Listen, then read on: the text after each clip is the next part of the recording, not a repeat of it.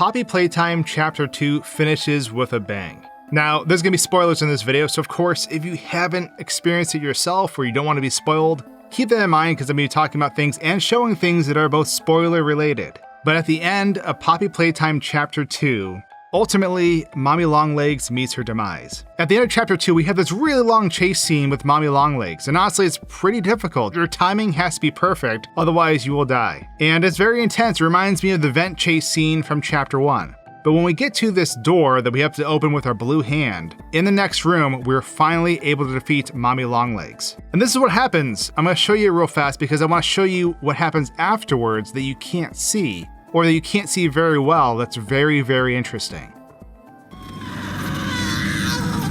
What have you done? You make me part of you! You can't do this to me!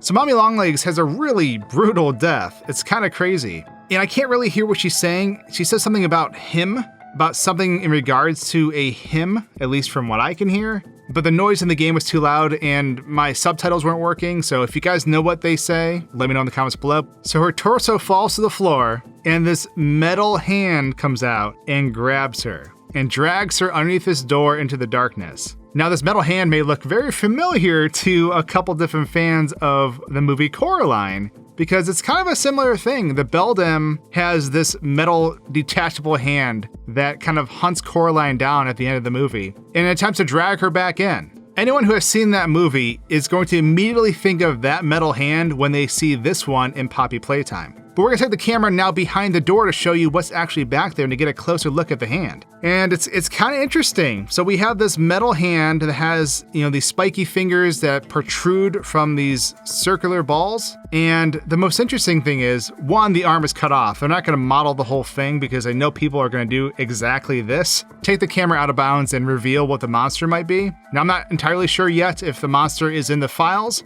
I haven't gotten that far, but the most interesting thing to me is that this monster's hand, this robot arm, has a human bone grafted into it.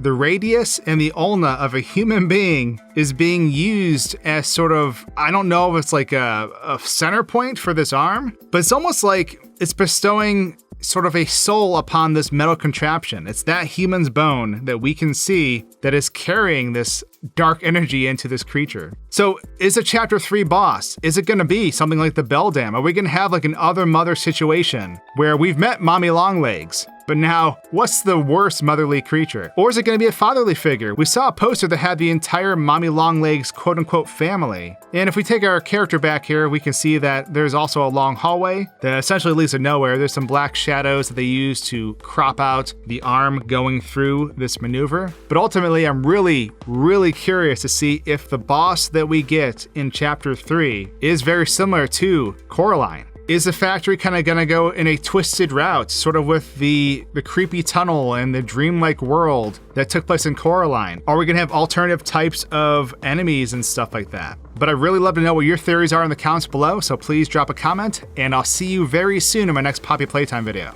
Cheers!